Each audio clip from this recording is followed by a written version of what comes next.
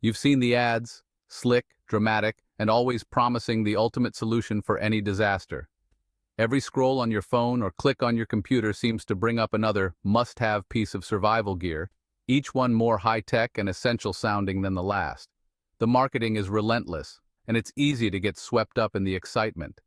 Maybe you've filled your cart with the latest gadgets, convinced that each new tool will make you more prepared. It's tempting to believe that buying more gear equals being more ready. The checkout process is quick, and before you know it, you're waiting for that package to arrive, feeling a little more secure with every purchase. When the box finally lands on your doorstep, you tear it open, eager to see your new life-saving equipment. You lay everything out on the table, admiring the shiny tools and clever designs. Maybe you even show them off to friends or family, feeling a sense of pride in your growing collection. But here's the hard truth. After years of actually testing this gear in real-world situations, I can tell you, most of it is just hype. The promises rarely match the reality. Many of these gadgets look impressive, but when you really need them, they fall short or even fail completely. A lot of gear looks fantastic in photos or on a website, but out in the wild, it's a different story. Your bug-out bag can quickly become overloaded with flashy tools that add weight but little value. When it comes down to it, the gear that looks the coolest is often the least reliable. That's why today we're breaking down the top 10 most overrated preps, items that might make you feel prepared but actually give a false sense of security and drain your wallet. It's time to separate the essentials from the excess. And let me be clear, my goal isn't to shame anyone. I've bought into the hype myself and own most of this stuff too. We've all been there thinking the next gadget will be the game changer. What I really want is to help you build a kit that actually works when you need it most. It's about being smart, practical, and prepared, not just well-equipped on paper. So let's cut through the marketing noise together and get real about what you actually need to stay safe and ready for anything. Let's make sure your gear takes you somewhere, rather than nowhere. Number 10 on our list, mega-lumen tactical flashlights. These are the flashlights you see advertised as being able to turn night into day, boasting thousands or even tens of thousands of lumens. They look impressive, feel solid in your hand, and often come in rugged military-style packaging that makes you feel ready for anything. But are they really the best choice for emergencies or everyday use? Sure, they promise to light up an entire mountainside or illuminate your backyard like a stadium, and in terms of raw power, they deliver. But in reality, this level of brightness is almost always overkill for real-world emergencies. You rarely need to see hundreds of meters away, and the intense beam can actually make things harder, not easier. The blinding brightness can ruin your night vision, making it difficult to see anything once you turn the light off. Plus, these flashlights burn through batteries at an alarming rate, sometimes lasting only minutes on their highest setting. If you're dealing with a power outage that lasts for days, you'll be left in the dark when you need light the most. On top of that, mega-lumen tactical flashlights are often bulky, heavy, and expensive. Many use proprietary batteries or chargers that aren't easy to replace or find in a pinch. If you lose the charger or the battery dies, you're out of luck. That's a big problem in an emergency when you want something simple and reliable. Instead, opt for a reliable headlamp or a flashlight in the 300 to 800 lumen range from a reputable brand. These are bright enough for almost any situation, and most importantly, they run on common batteries like AA or AAA. You can easily stock up on spares, and you won't be left searching for a special charger when the lights go out.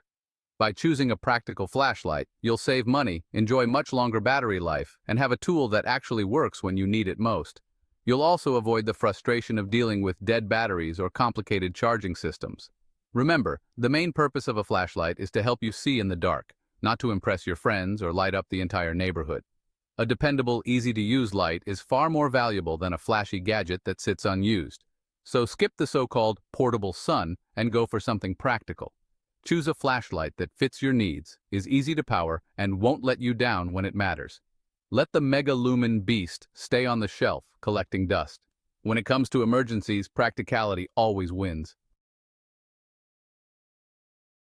Number 9. Ferro rods and magnesium fire starters. These tools have become almost iconic in the world of survival and prepping. You see them in countless videos, with sparks flying dramatically as someone demonstrates their fire-making skills. They're compact, lightweight, and can last for thousands of strikes, which makes them seem like the ultimate fire-starting solution. But here's the reality. While they look impressive on camera, when you're actually in a real emergency, cold, wet, maybe even scared, you want something that works instantly, with as little effort as possible. In those moments, speed and reliability matter far more than style or technique.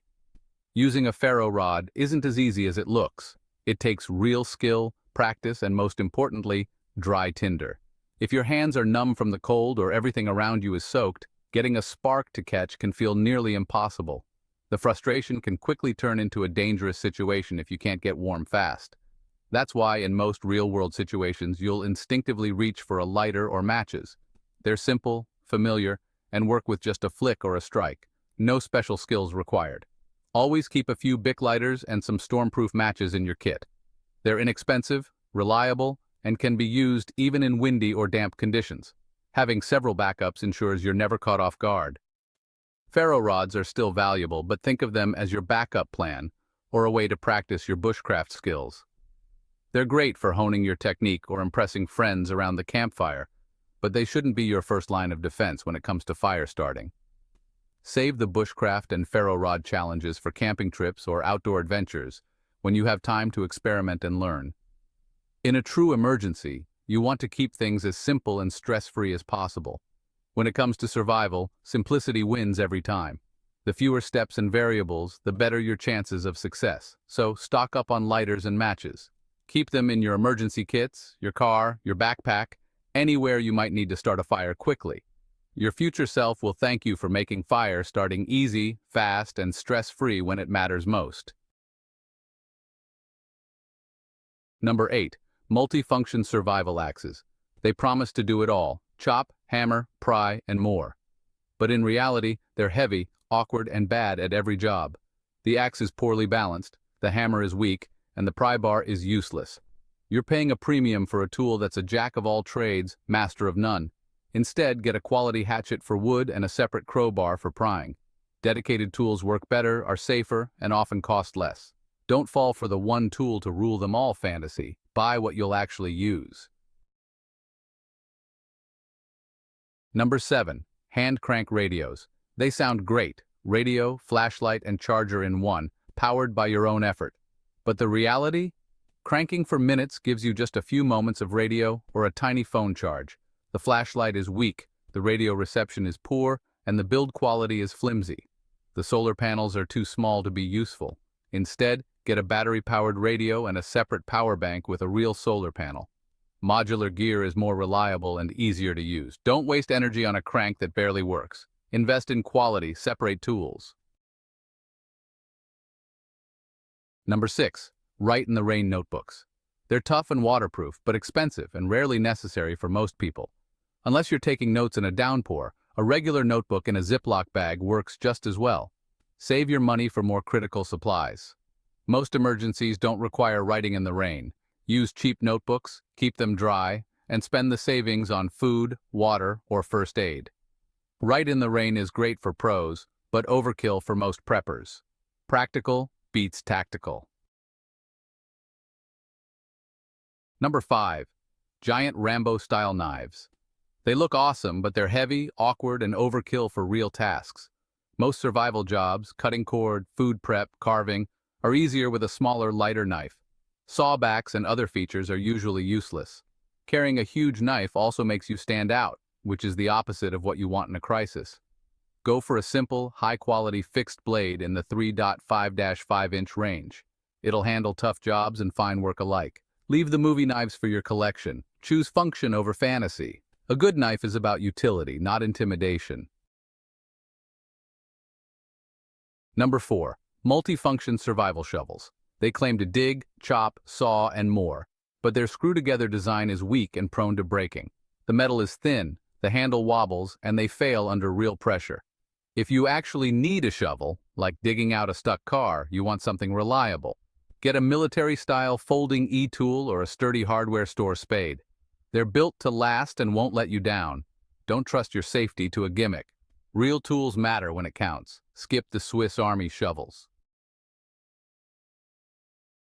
Number 3. Commercial survival food buckets. They're expensive, often taste bad, and the calorie counts can be misleading. You're paying for packaging and marketing, not nutrition. In a crisis, you want food your family will actually eat. Build your own supply with pantry staples: rice, beans, pasta, canned goods. Rotate what you store and eat what you store.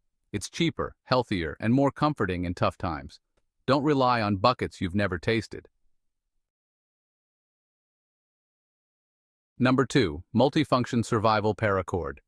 Regular paracord is great, but adding fishing line, tinder, and wire inside just makes it more expensive and less effective. To use the extras, you have to cut your cord, ruining its main purpose. The bonus strands are usually low quality and not enough for real use. Carry regular paracord, plus a separate fishing kit and fire starters. Modularity beats all-in-one gimmicks every time. Keep your gear simple and effective. Don't pay more for less. Number 1. Mole webbing. It's great for the military, but for civilians it screams tactical and makes you a target. Mole bags tempt you to add too many pouches, making your pack bulky and snag-prone. Most people don't need that level of modularity. A regular hiking backpack is more discreet, comfortable, and secure. Blend in, don't stand out. Save the tactical look for the movies. Choose a bag that works and keeps you under the radar. That's my list of the most overrated preps. Did I miss any? Let me know in the comments. I read them all. There's nothing wrong with owning cool gear, but don't confuse cool with practical. If you're building a kit on a budget, skip the gimmicks and focus on simple, reliable tools. Prep for the emergencies you're most likely to face. Thanks for watching. Subscribe for more no-nonsense gear advice. Stay safe, and I'll see you in the next video.